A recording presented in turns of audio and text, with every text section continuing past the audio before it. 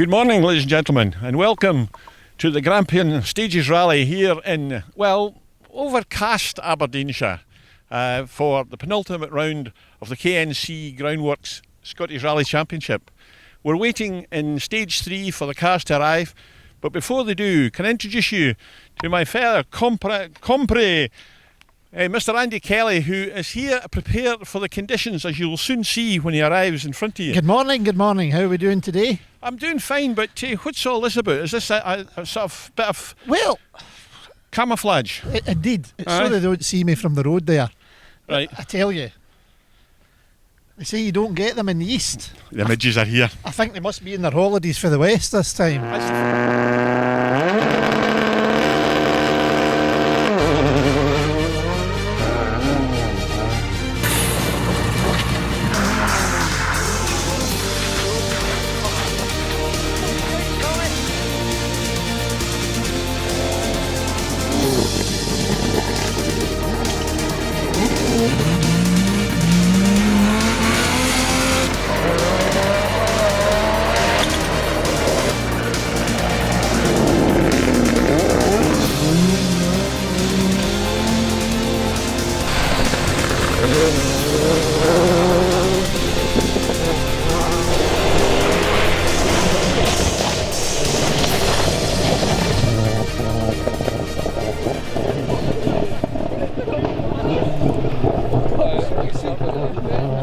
He's broke it.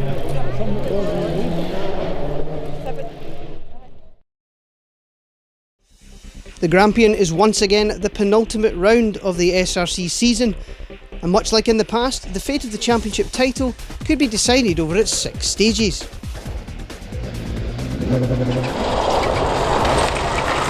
In position to wrap everything up for a third time is the focus crew of Ewan Thorburn and Paul Beaton. Already BTRDA champions, now they need to do the business north of the border. I'm not nervous at the minute, but when you get to the start of the first stage there's always a wee bit of nervous, but as soon as the green light goes you're off and you're into it and you don't think about it then. But yeah, we'll just treat it like any other rally and try and enjoy ourselves and try and get a good result. So obviously the weather's been a bit iffy the last few days, so I don't know what the stages will be like, so yeah, we'll see how it goes.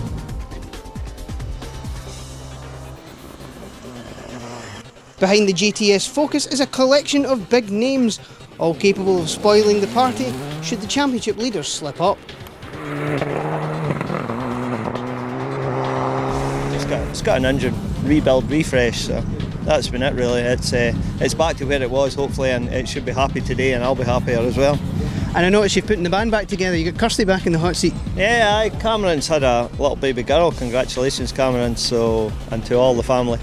So Kirsty's jumped in this week, so that's quite exciting to have Kirsty back. It's been 6 years, she's reminded me of when the date was, so no, it's good, and it should be fine. It should slot in well today. So. Aye, certainly. I don't think the weather's helped us. What we looked at in the DVD looked fantastic. Really good dry, proper stage. Grampian's great rally, and just have to see what the rain's done at the stages. If anything, maybe it's not done anything, but I'm feeling fine. Yeah. Had a good run out yesterday at the shakedown, so it was very wet, and the stage got up a bit, so it's probably quite representative of what it's going to be like today. So it's good. The car's feeling fit as well, so yeah, I'll just try and maintain that seeding position. I think that's the aim for today.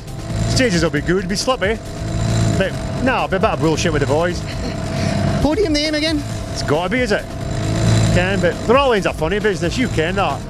You need a bit of luck on the day. There'll be slippery a day, get the end, and we'll see what happens after that. We just need to keep our nose clean, don't we? And we've done that all season, so we'll just try and continue that, and you never know, stranger things have happened, but we'll just go out and have fun today. I think it's going to be really tricky, so just think about our own day, and if the results are at the end, we'll be quite happy. So. The opening loop would consist of 3 stages before the one and only service of the day. Heavy rain leading up to the event meant a slippy morning in store.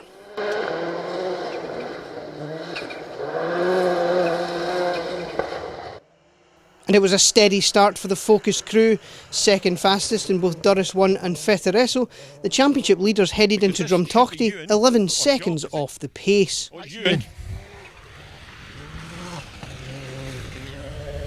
But they emerged with a 3-second lead. Bad news for the rest of the field, Ewan had woken up.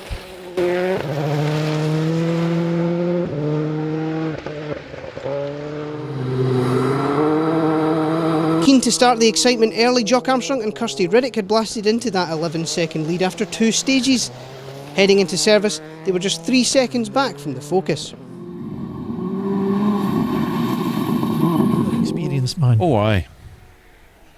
This is the wee green bomb. The 37-second gap to third shows the pace at the top. Bruce McCombie and Michael Cooch had started well in third, despite a puncture in SS3. They were just 2 seconds up on Donnie McDonald and Andrew Faulkner. The Fiesta crew surprised at how good the pace was, considering they hadn't been seen since the Scottish.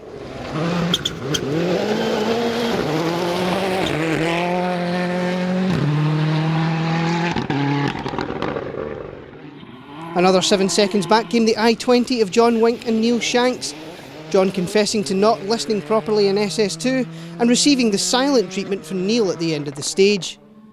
A formidable weapon that will make any driver buck up his ideas. Top 6 times in all 3 stages saw Michael Binney and Claire Mole arrive in service in 6th overall, just 15 seconds down on the Hyundai.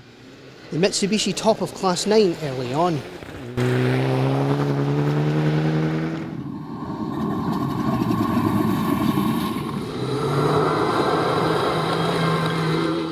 Behind the top 6 came the front of the Challengers battle. Thomas Gray and Harry Marchbank holding the early lead on the Grampian after yet another fast morning. 22 seconds clear of the next Challengers crew.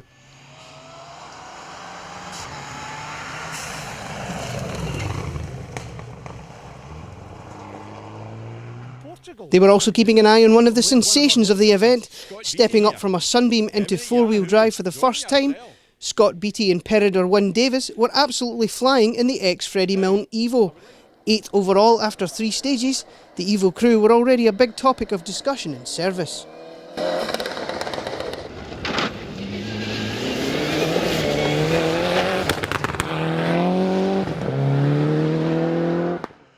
Four seconds down on the BT Evo, Alan Dixon and Martin Forrest had started well as always in 9th and 2nd Challengers. Alan perhaps questioning his tyre choice for the opening loop, but impressed with the pace of the Evos in front of him.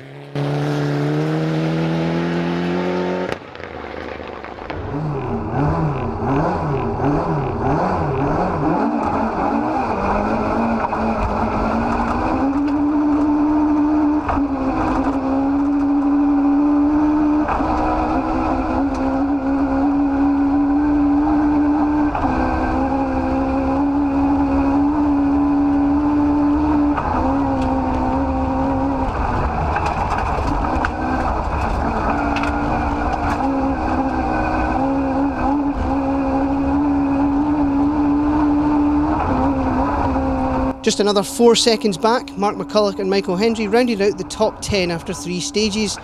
More power had been squeezed out of the car since Argyll, but the big change was the addition of power steering. Mark feeling there was still more pace to come as he learns the Escort game.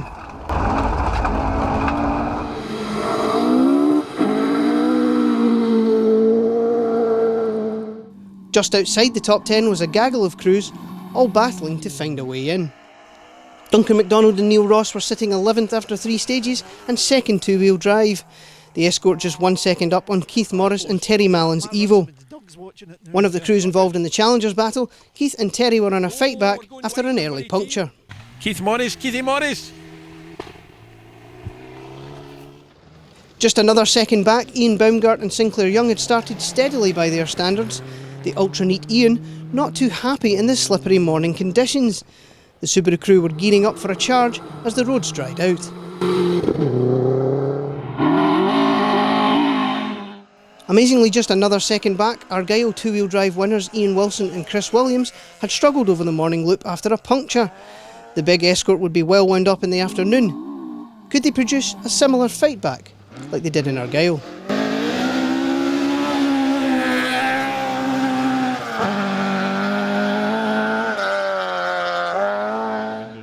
7 seconds further back, John Rintoul and Ross Hind were trying their STRC regular Fiesta on gravel for the first time. The R5 just 1 second ahead of Paul McErlane and Niall McKenna's Mark II.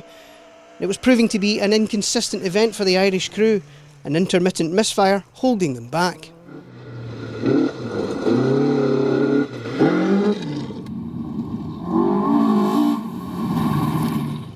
Slightly unsure in the slippery conditions, Gordon Murray and David O'Brien had started steadily in the big escort. 3 top 20 times, including 15th quickest in SS2, would see them 17th after 3 stages, just 8 seconds away from Macker Lane. Gordon Murray. Now, 18th and 19th belonged to 2 of our championship sponsors. Kevin Crawford and Andrew Stevenson had visited a couple of ditches over the morning loop, but were happy with their pace. Oh, yeah. Good lad. Left. Our live sponsor in 19th was bringing something very special to the party. The last time was 2016 at the Speyside Rally, so it's 3 years now, just over 3 years, and we've missed it. So we did a test in Wales last week, did 100 Ks in the car, and Claudia's desperate to get back into the forest, she loves it. So we thought we'd wheel it out, and we hope to have a good day and a bit of fun. Obviously you take time out of rally and most people would go, I think I'll get an Evo, a Subaru, something sensible, easy to maintain, easy to drive and jump into. You have a fantastic... I have a passion for this car. So I've driven Subarus and they're great. I've driven all the other cars, but from the time I first test drove this at Goodwood, I just fell in love with it, and it's just such a nice car to drive. Well done, Mark. I think he's probably right there. here we go. Here's the sponsor. Royal Aero. Look at that. Go on, Callum. I know. Callum Doesn't and he look as Claudia. it? He doesn't look as it. Callum and Claudia had started well considering how long it's been since they competed on gravel. The MG performing well over the opening 3 stages, and they were 19th, just 17 seconds back from Kevin and Andrew.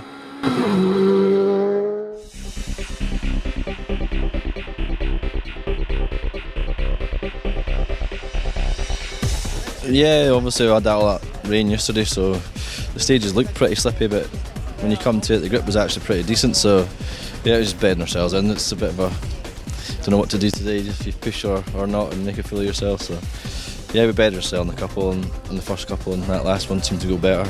Still really greasy under the trees, quite slippy, so yeah, it's just about getting through really.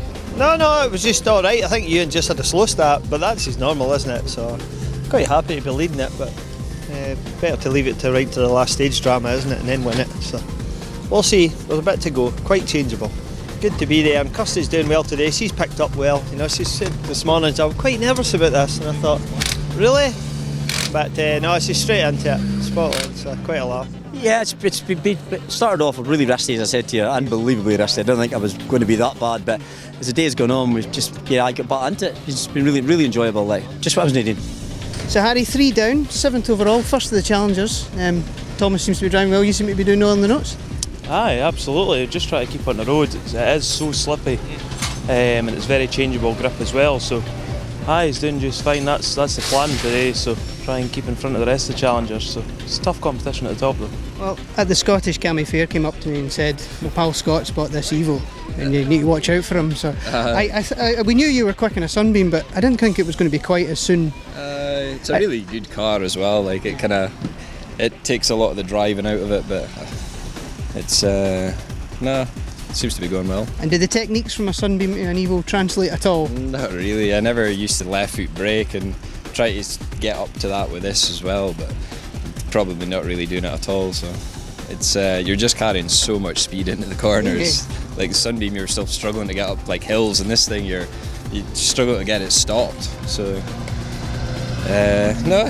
hopefully the afternoon will go well and manage to get a finish and improve our seeding for next year. We're planning on doing the championship next year, so we'll see how we get on.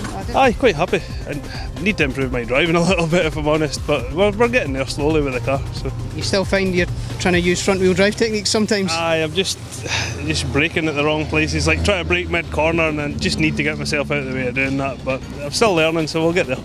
Wee bit of drama at the back end, it looks like though.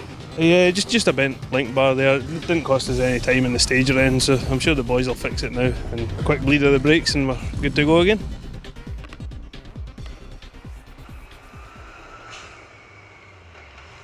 Three more stages would decide the day, and as usual in the SRC, there's always a bit of late drama.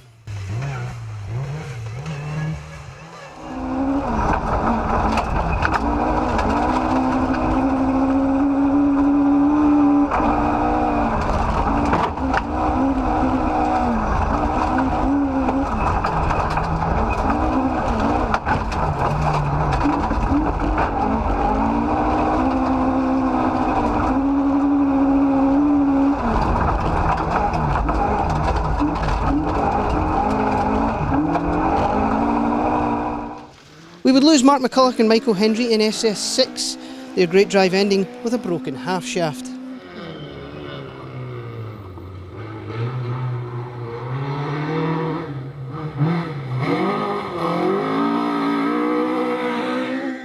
Also in trouble, McDonald and Faulkner would lose 7 minutes when the Fiesta bounced out of a hole onto its side in SS4.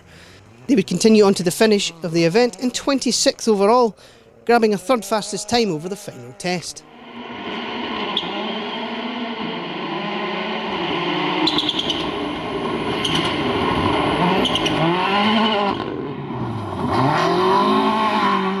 Nineteenth overall and 5th two-wheel drive, Bob Adamson and Jane Nichol produced one of their best drives yet in the Escort. They finished just 10 seconds back from Martin Craik and Richard Wardles and Pretza.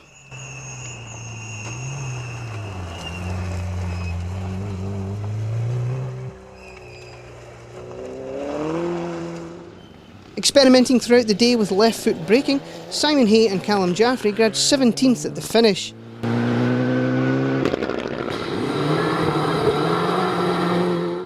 "46 seconds up the road, the McLeods were happy to see the finish after the MG developed gear selection issues. Still, our live coverage sponsors were delighted with their day out. The trip over from Germany, definitely worth it." Notes. Oh yes, the MG. 9 in and flat right 1 ins, 120 up. All the way good. Flat 120 up. Keep right over crest and fast. 15th overall went to SRC sponsor Kevin Crawford and Andrew Stevenson, finishing just 5 seconds back from Gordon Murray and David O'Brien.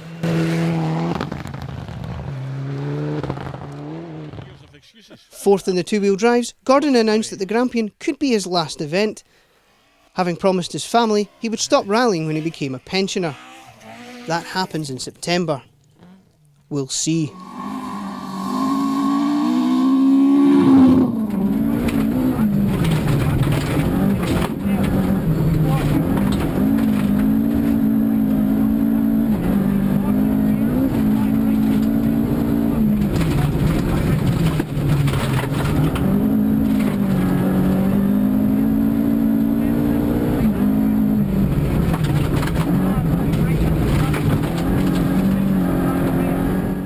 "21 seconds up the road, Paul McArleen and Niall McKenna persevered with their misfiring engine, having tried everything they could to cure it.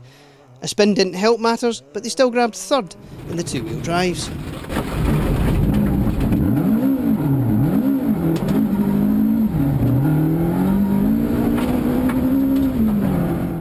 Second two-wheel drive and 13 seconds ahead, Duncan MacDonald and Neil Ross grabbed 12th at the finish, getting their own back on the Irishman after losing out in Argyll.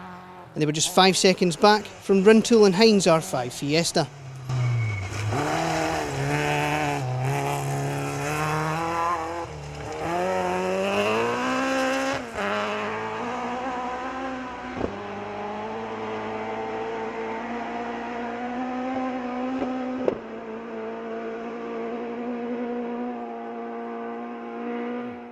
John and Ross very impressed with the car on its first gravel event, but disappointed to lose out on a top 10 by just 1 second.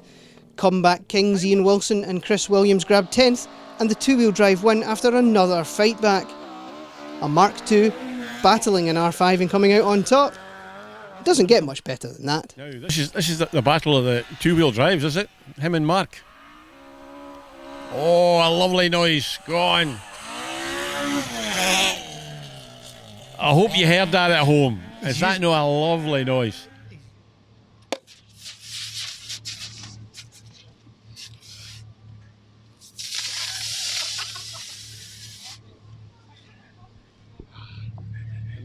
We had a wee bit of trouble this morning with a puncture, lost a bit of time. Not as much time as we thought actually. There still was a chance to come back and get something. Unfortunately Mark had a wee bit of trouble which allowed us to get the win. Don't think we would have caught him, to be fair. So it was, well, you know, these things happen. I think, yeah, we were in a ditch on that last one. We were in. We were. We were not in a ditch. Yeah, where Bruce went off on the live feed, I think we were pretty close to doing it ourselves, having discussed at the start. We were just going to keep it neat and tidy. I think that went out the window though. No, but yeah, great day. You know, and to win another one and to put ourselves in this position for the final round is obviously everything that we wanted to do. So I think stage 3 was probably one of our best stages together. It just flowed really nicely and the time showed. So you know, hopefully we can do the same job on the Galloway Hills and come out champions. That result leaves Ian and Chris in a strong position at the top of the points table, especially considering we go to Ian's home event next. If they do slip up, both Duncan and Paul can still take the title.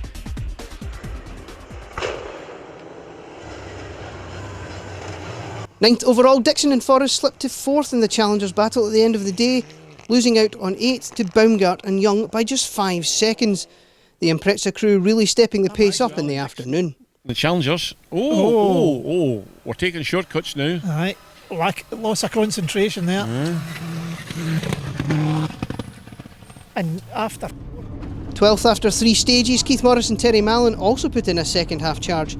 A fantastic 7th and 2nd in the Challengers for the Red Evo crew after a great fight back.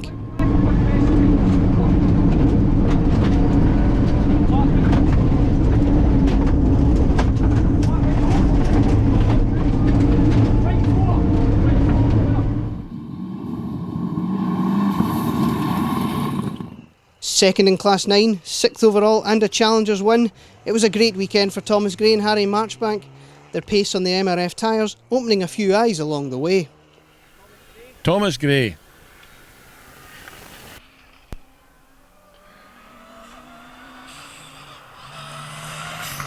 Beautiful.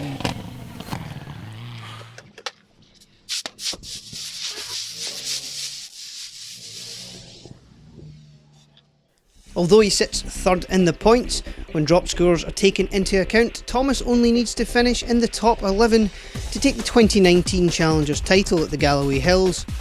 5 co-drivers can still take their top spot. Another young Evo crew showing impressive form. 5th for Scott Beattie and Peredur Wynne-Davis was a sensational 4-wheel drive debut. Scott hopes to contest a full season next year, and on this evidence, the competition better watch out. Scott Beattie. Aye, he's a man on a mission on the last stage. Top Evo and winning Class 9, Michael Binney and Claire Mole had just missed out on a podium by 31 seconds. Another quietly impressive drive this year for the Evo crew.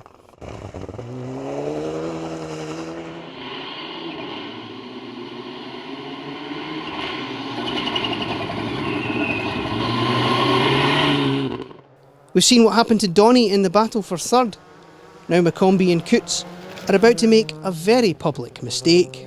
And if you tell people, no, and that's on its roof. That's Bruce. That's Bruce McCombie. Rolling live on Facebook, the Focus crew did extract themselves from the ditch and finish the final stage. Sadly, they were out of time over the final road section and would be classified as a retirement. A shame after such a great effort. Front wheel as well, front wing.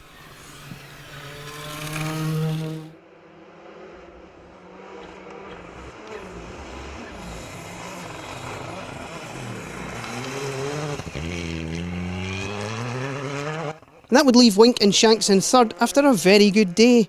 John listening much better to Neil in the afternoon and delighted to be back on the podium for the first time since the Galloway Hills in 2018.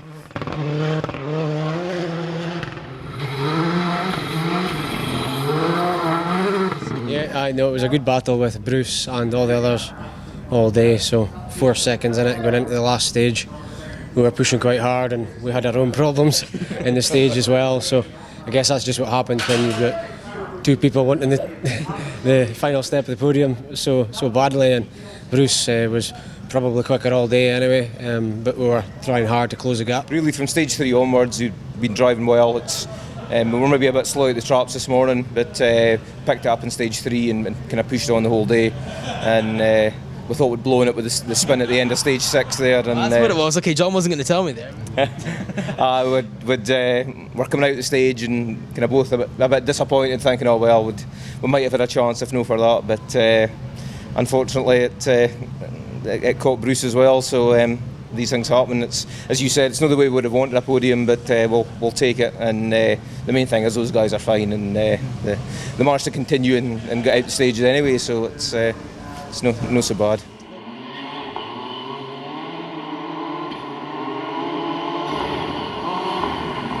Once Thorburn and Beaton woke up, Jock knew it would be a big ask to keep the WRC focus at bay. The stages on the second loop also not really suiting the Impreza, and Armstrong and Riddick were content to cruise to another podium finish. Another amazing performance considering the spec of the cars around them. Now the focus switches to their home event, the Galloway Hills.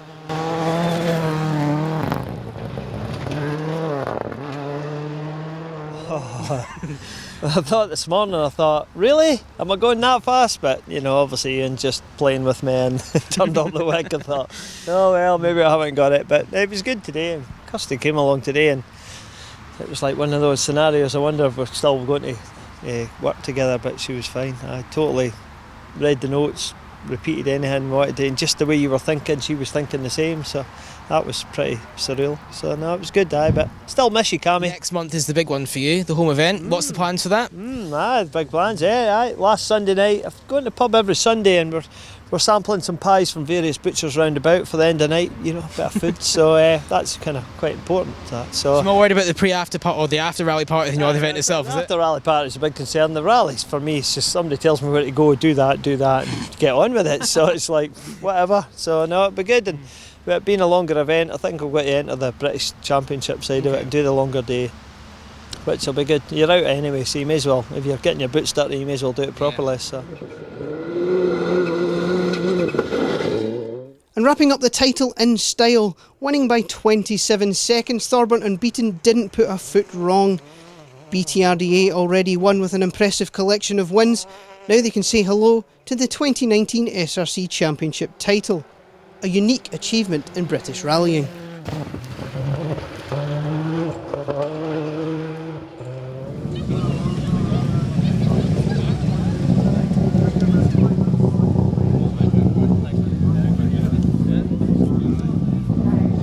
Start of the year, the aim was to get the championship. We didn't plan to do it with quite so many rally wins, but yeah, it's been brilliant. And obviously the first championship was always special, but to get 3 now is a pretty good achievement, I would say. So yeah. Obviously you took the year out last year, basically sat at home, didn't do any rallying at all. You came back. Could you expect to have such a good year after that? No, definitely not. We obviously thought with the first few events we'd get up to speed and hopefully we'd be challenged towards the end of the year, but it didn't really pan out like that. We got off on a good start and just snowballed from there, and yeah, we got one second place out of 10 rallies and the rest were wins, so yeah, you can't ask for better than that. So yeah, everyone's played their part. Paul's done a brilliant job in the notes. Paul Ben's looked after the car, done an amazing job, it's been reliable all year, and obviously the lads that keep us going in the rallies, again, brilliant job, so it's a real team effort, so yeah, everyone's played their part and it's worked out brilliant. But it comes to you, Paul, as well, because as Ewan said, you also play a big part. That's 3 championships for you as well. He's driven well this year, hasn't he? Yeah, he's been brilliant. Like you say, we didn't expect to be as good as this year, but no, he's driven amazing in the car. To jump into the new car and drive it as well as he has, it's all credit to him. And like I say, we haven't had a problem with the car.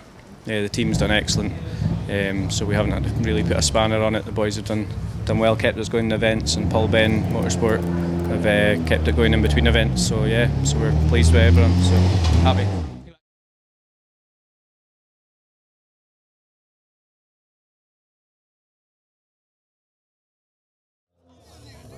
So the Focus wins again and clinches a 3rd SRC title, but there's still plenty of other awards to be fought for at the final round, the Armstrong Galloway Hills.